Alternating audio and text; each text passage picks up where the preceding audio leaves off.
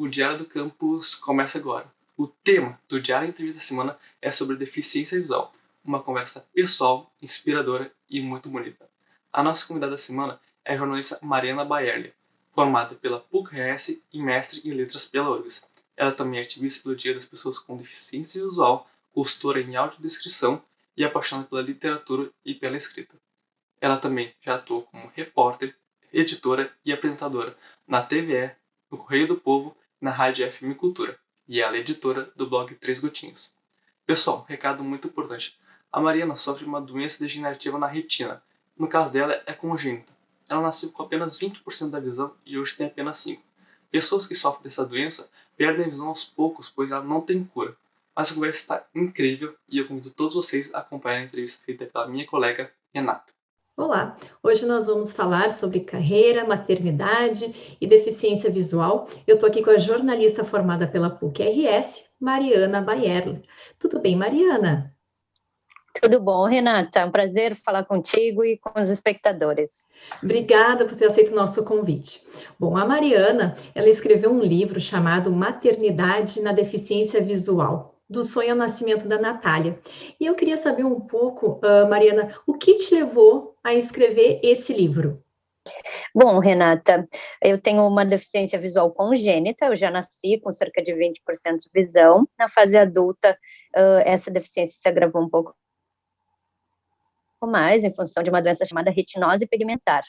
E o nosso cotidiano de nós, pessoas com deficiência, eu diria que é constantemente permeado por desafios, né? Desde o momento que a gente sai na rua para caminhar nas calçadas de Porto Alegre, que não são nada acessíveis, amigáveis, né? Muito esburacadas, o transporte público que não é acessível, uma ida ao supermercado, enfim, nossas tarefas cotidianas são muito difíceis, passando aí por preconceitos e preconceitos, que eu costumo distinguir essas duas questões, porque o preconceito é aquele que todo mundo entende realmente como preconceito, mas eu acredito muito no preconceito, no sentido de que as pessoas muitas vezes não têm acesso à informação, uma certa ignorância, entre aspas, do tema da acessibilidade, da pessoa com deficiência, e o livro surgiu um pouco no sentido de trazer informação, diminuir um pouco dos preconceitos que as pessoas têm em relação à pessoa com deficiência, e aí esses preconceitos que eu digo, eles passam muito por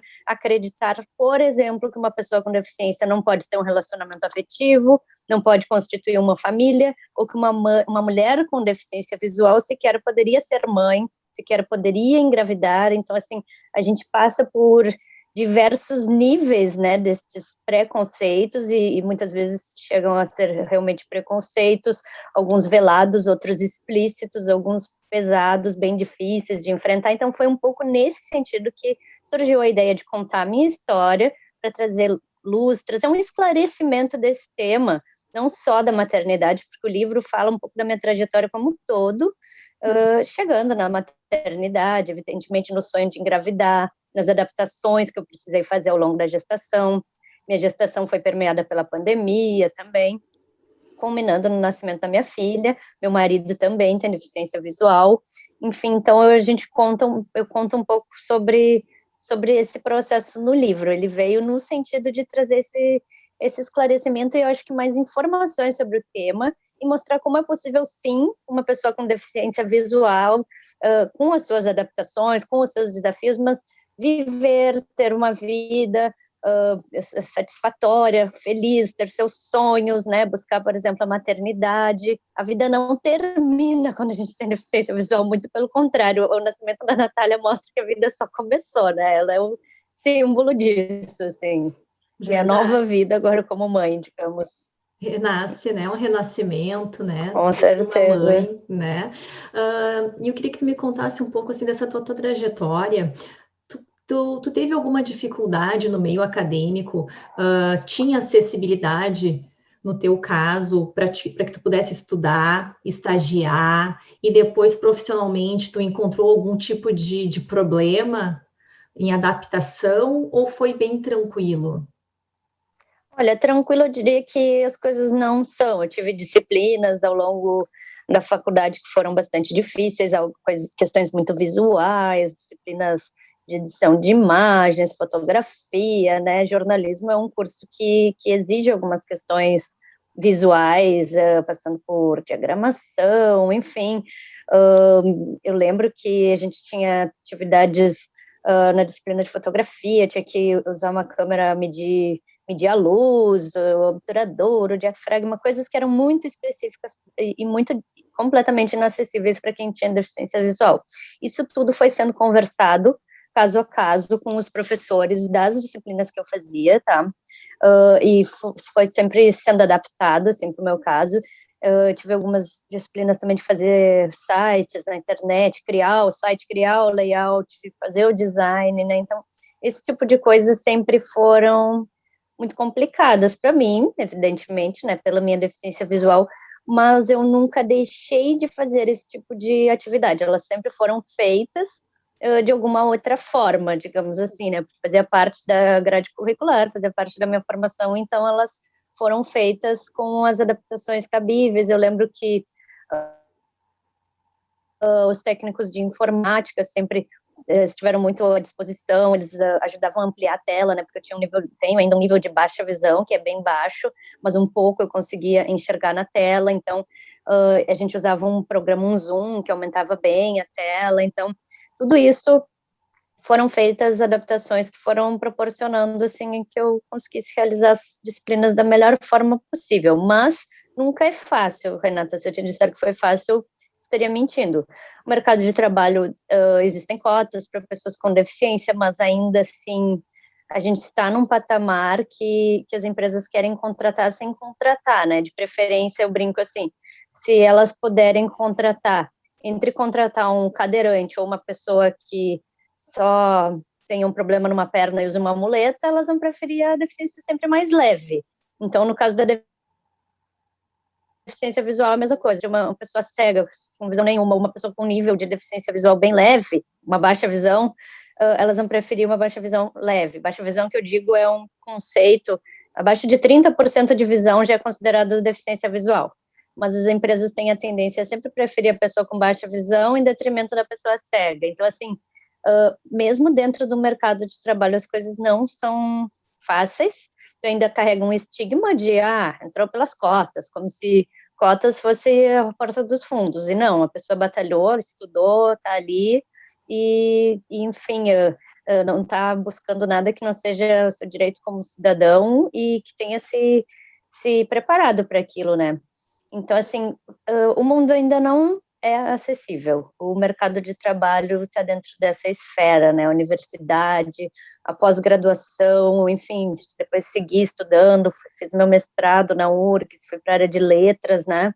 E é algo que eu não pretendo parar, assim, quero fazer meu doutorado, agora já estou me preparando para isso, mas eu diria que a gente sempre tem desafios e muitas vezes, Renata, os desafios não são só arquitetônicos e tecnológicos, digamos, às vezes esses exemplos que eu te dei, né, ter que diagramar uma página, ter que editar uma imagem, enfim, não são só por aí. Muitas vezes os desafios mais graves são comportamentais, são atitudinais, são as pessoas que não te enxergam plenamente nas suas potencialidades, porque dificuldades e desafios todos têm, né?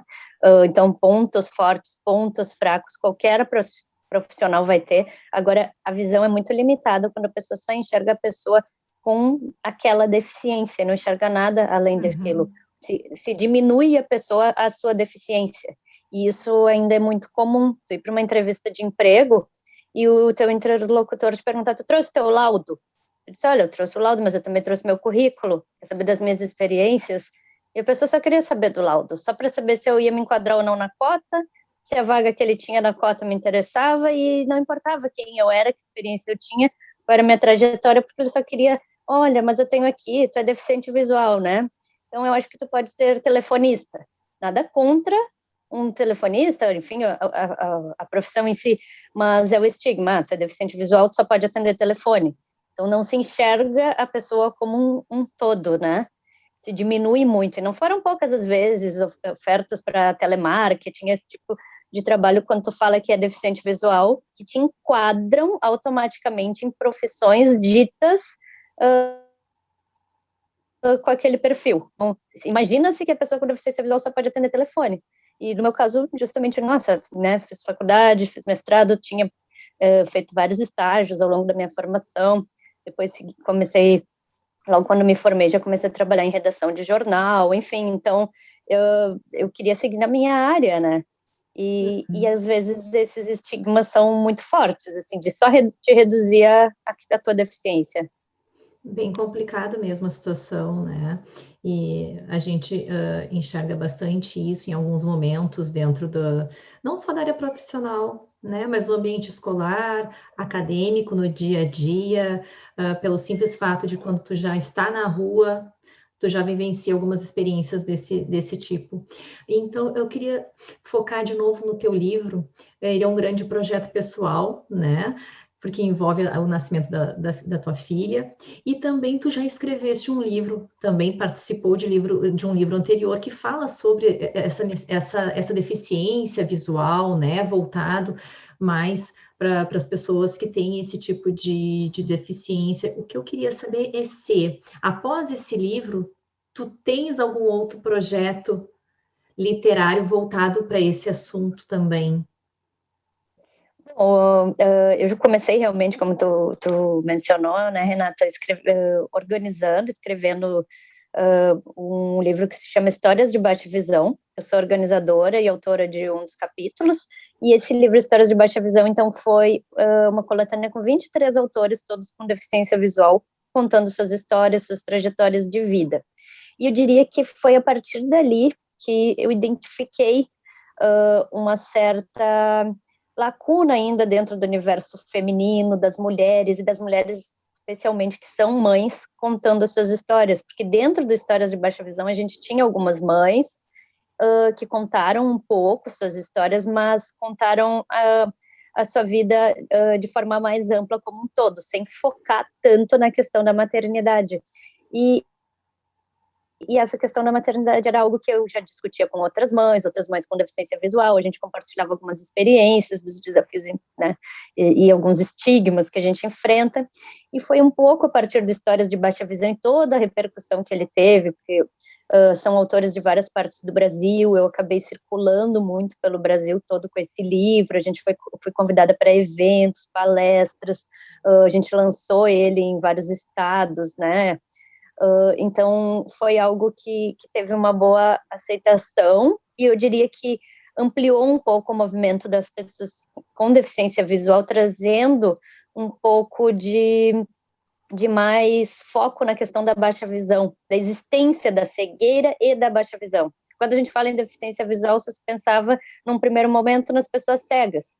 E o que o livro Histórias de Baixa Visão tentou trazer foi mostrar que existe, além das pessoas cegas, as pessoas com baixa visão, aquelas que têm uma deficiência visual acentuada, abaixo de 30% de visão, sem correção, né, sem nenhuma utilização de lente ou óculos que resolva a sua questão visual, e essas pessoas muitas vezes são confundidas, Renata, até com pessoas com alguma deficiência intelectual ou comportamental. Por quê? Porque muitas vezes a pessoa passa por ti na rua, sem usar uma bengala, sem ter aquele estereótipo do cego, com uma bengala, com um óculos escuro, sabe?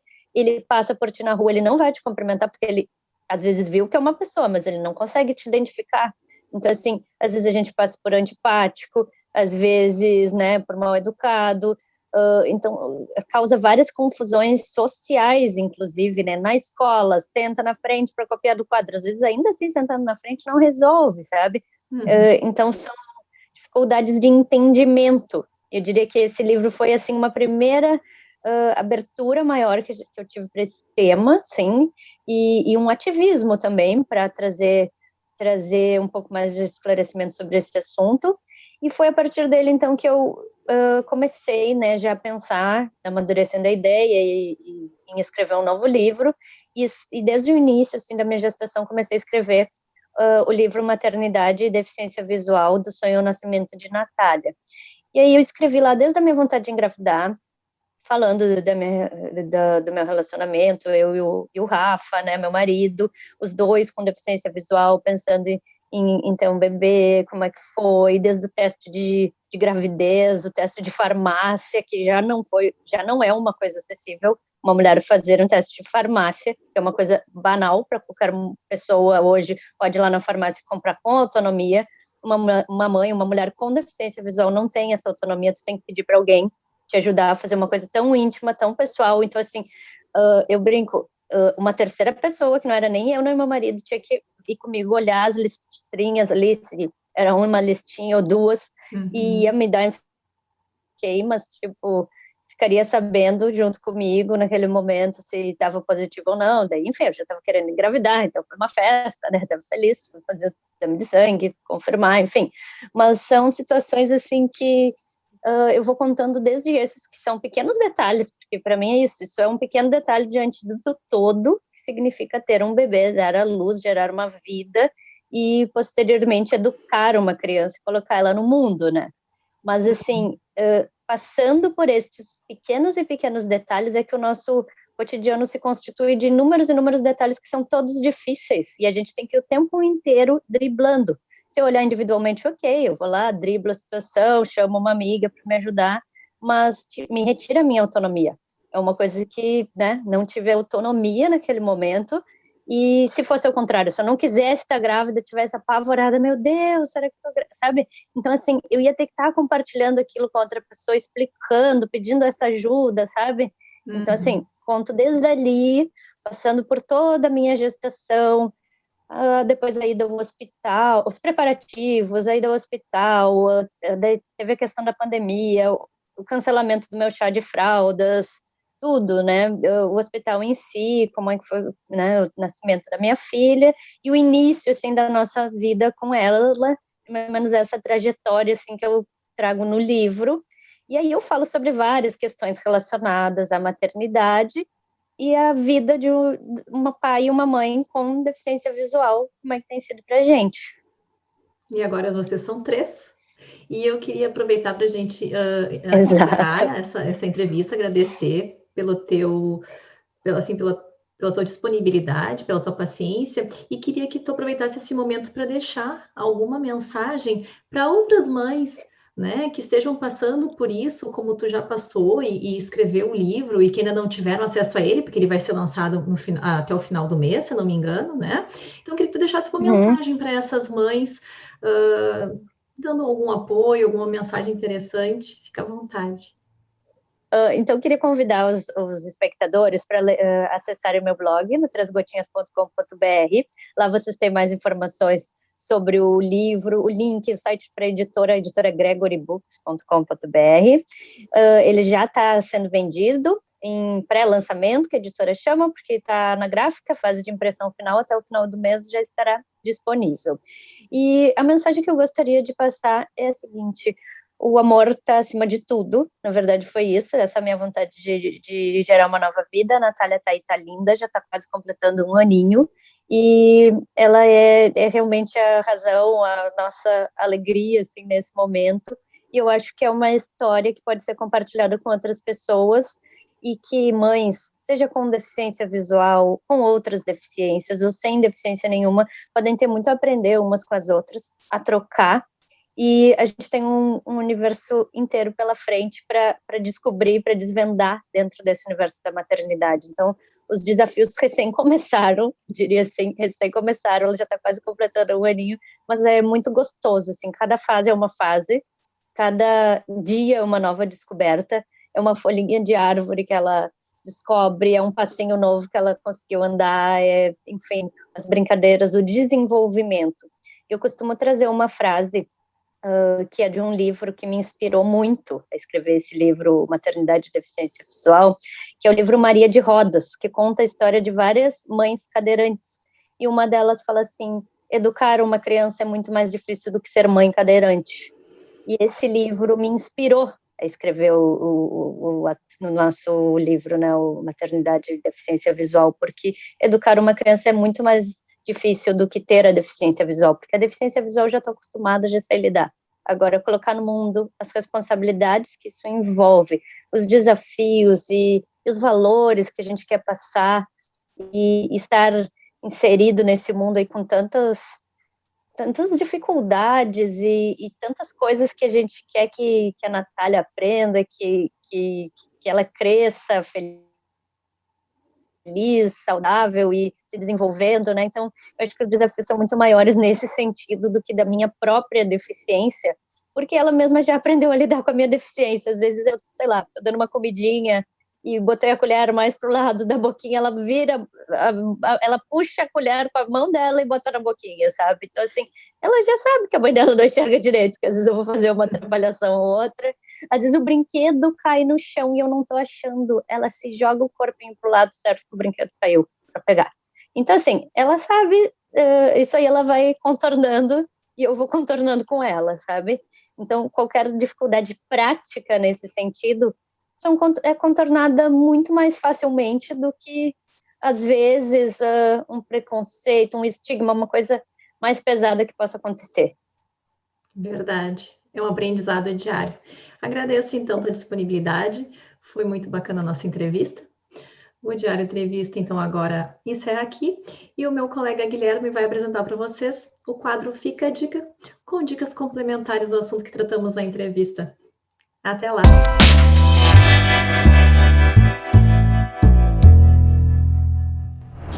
No quadro Fica a Dica, trazemos filmes, séries, livros, apps e até mesmo eventos que podem complementar o tema da entrevista. As dicas dessa semana são o livro Maternidade na Deficiência Visual, do sonho ao nascimento de Natália. A autora é a nossa entrevistada Mariana Baerli. O leitor está convidado a conhecer e refletir as situações emocionantes e encantadoras desse processo, as dificuldades, as expectativas e os desafios, e o isolamento social e o cancelamento do chá de fralda, da falta de acessibilidade para o casal de baixa visão e o dia a dia para o hospital, e outros tópicos que você pode se reconhecer. O livro Fichai, da autora Camille Girão, narra a história de Ravena, uma adolescente com retinose pigmentada. Ela entra em uma jornada de amadurecimento e no meio de tanto caos vai compreender que crescer não é um processo fácil e que há sim beleza em enxergar o mundo de sua maneira peculiar e especial. E o livro A Vida por um Ponto de Vista, Histórias e Crônicas Divertidas de uma Deficiente Visual, de Silvana Guida Rodrigues. São histórias e crônicas de uma deficiente visual portadora de retinose pigmentada, uma doença degenerativa e progressiva. São contadas de maneira emocionante e divertida de como encarou seus desafios.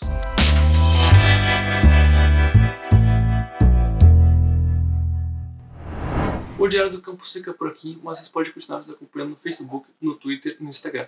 Não se esqueça de curtir o vídeo e se inscrever no canal. Até mais!